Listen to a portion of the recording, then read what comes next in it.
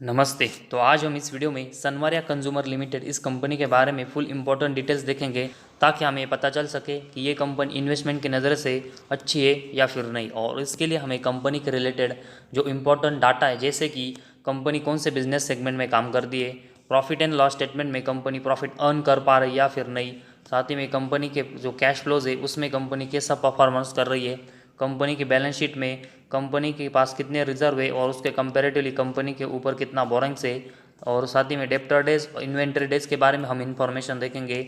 और लास्ट में कंपनी के प्रमोटर के पास कंपनी की कितनी हिस्सेदारी है वो हम देखेंगे। और ये सब डाटा देखने के बाद ही हमें पता चलेगा कि ये कंपनी इन्वेस्टमेंट की नज़र से अच्छी है या फिर नहीं। और इस इम्पोर्टेंट डाटा में से सबसे पहले हम कंपनी का जो बिजनेस है उसके बारे में सबसे पहले इन्फॉर्मेशन देखते हैं। सनवारिया कंज्यूमर ये कंपनी एफएमसीजी फूड प्रोडक्ट्स की एक मैन्युफैक्चरिंग और ट्रेडिंग कंपनी है।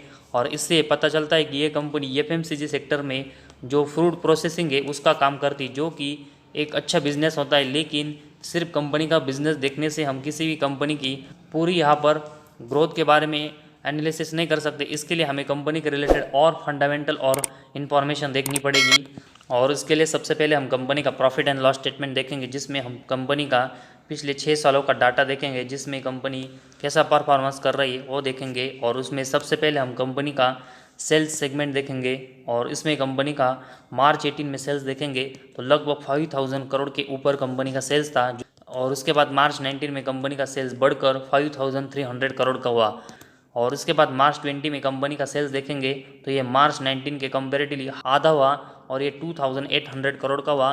लेकिन इसके बाद अगर हम देखेंगे तो कंपनी के सेल्स की ग्रोथ बहुत ही डाउन हुई और मार्च 21 में कंपनी का सेल्स सिर्फ 43 लाख का हुआ।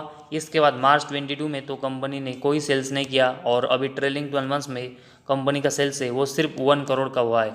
तो ऐसे में तो मार्च 19 के बाद कंपनी के सेल्स की ग्रोथ है वो कंसिस्टेंट डाउन हुई। लेकिन मार्च 21 के बाद अगर हम देखेंगे तो कंपनी के जो सेल्स की ग्रोथ है वो हमें ना के बराबर देखने को मिली।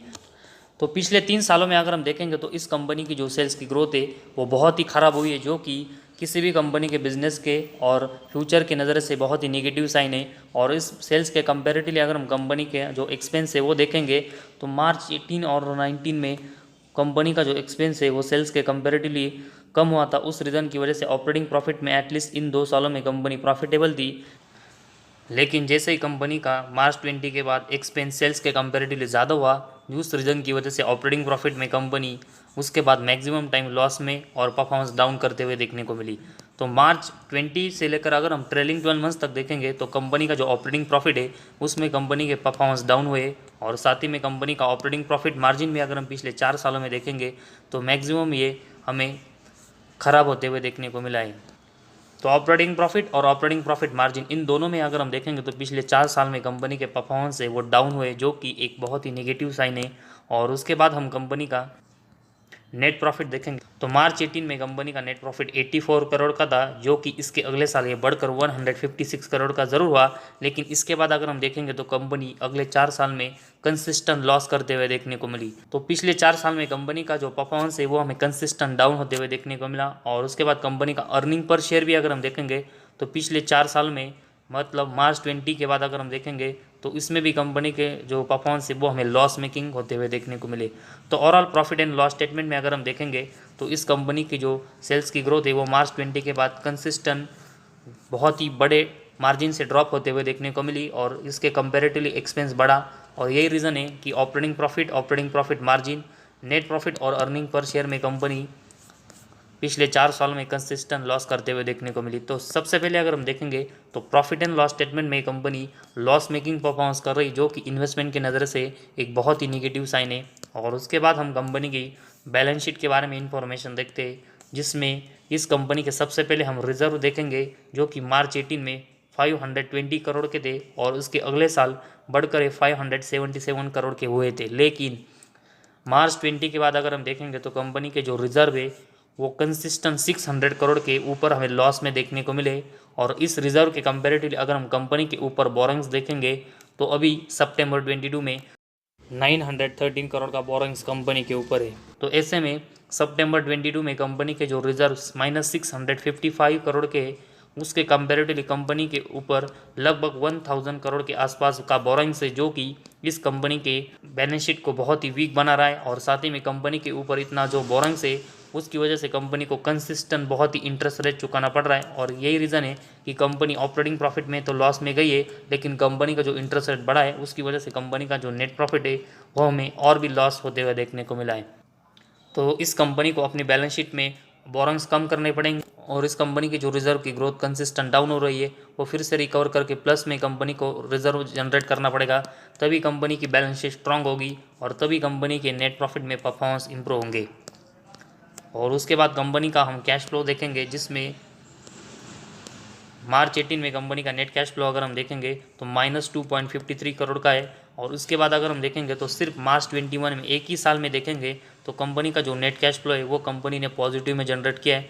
उसको छोड़कर देखेंगे तो मार्च 18 के बाद कंपनी का जो नेट कैश फ्लो है वो मैक्सिमम टाइम लॉस में हमें देखने को मिला है। और किसी भी कंपनी का नेट कैश फ्लो माइनस में होता है वो उस कंपनी के परफॉर्मेंस के नज़र से बहुत ही नेगेटिव साइन होता है। और क्योंकि किसी भी कंपनी में सबसे इंपॉर्टेंट होता है वो कंपनी का नेट कैश फ्लो होता है और उस कंपनी का मैक्सिमम टाइम लॉस में है। तो इसी वजह से कंपनी का नेट कैश फ्लो में भी अगर हम परफॉर्मेंस देखेंगे तो मैक्सिमम टाइम लॉस मेकिंग है, जो कि ये भी बहुत ही ख़राब साइन है। और उसके बाद कंपनी के डेप्टर डेज के बारे में इंफॉर्मेशन देखेंगे, जो कि मार्च 21 में 2 लाख के ऊपर हमें देखने को मिले थे, जो कि बहुत ही निगेटिव साइन है। और किसी भी कंपनी का अगर डेप्टर डेज बहुत ही हाई होते उस कंपनी के परफॉर्मेंस कंसिस्टेंट हमें डाउन होते हुए देखने को मिलते। और इसी वजह से इस कंपनी को अपने डेप्टर डेज में भी बहुत ही अच्छी इंप्रूवमेंट करनी पड़ेगी।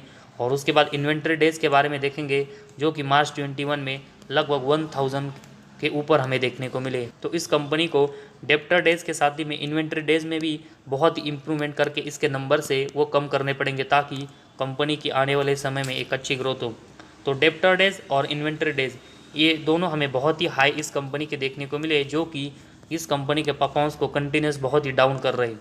और उसके बाद कंपनी का शेयर होल्डिंग पैटर्न हम देखेंगे, जिसमें कंपनी के प्रमोटर के पास दिसंबर 22 में 15.33% की हिस्सेदारी है, जो कि अगर हम दिसंबर 20 में देखेंगे तो लगभग 40% के आसपास है वो प्रमोटर की हिस्सेदारी थी। तो लगभग 25% की जो हिस्सेदारी वो इस कंपनी में प्रमोटर की पिछले 2 सालों में कम हुई, जो कि एक बहुत ही निगेटिव साइन है। और उसके बाद डीएस और एफआईएस के बारे में देखेंगे तो इनकी इन्वेस्टमेंट इस कंपनी में ज़ीरो है और उनके कंपैरेटिवली पब्लिक की इन्वेस्टमेंट है वो इस कंपनी में लगभग 85% के आसपास है। तो इस कंपनी के जो मेजॉरिटी स्टेक है वो कंपनी के पब्लिक के पास है और उनके कंपैरेटिवली प्रमोटर के पास इस कंपनी के बहुत ही कम हिस्सेदारी, जो कि इस कंपनी को बहुत ही कंसिस्टेंट अनस्टेबल कर रहे।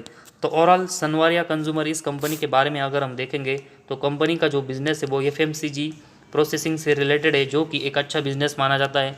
लेकिन अभी हमने कंपनी के रिलेटेड इन्फॉर्मेशन देखी, उसमें प्रॉफिट एंड लॉस स्टेटमेंट में अगर हम देखेंगे तो मैक्सिमम सेगमेंट में कंपनी लॉस कर रही है और कंपनी की जो सेल्स की ग्रोथ है वो हमें ज़ीरो के बराबर होते हुए देखने को मिली, जो कि यही सबसे बड़ा रीज़न है कि हम इस कंपनी में इन्वेस्टमेंट नहीं कर सकते। और साथ ही में अगर हम देखेंगे तो कंपनी की बैलेंस शीट बहुत ही वीक है और कंपनी के ऊपर उसमें 1000 करोड़ का लगभग बोरिंग्स है।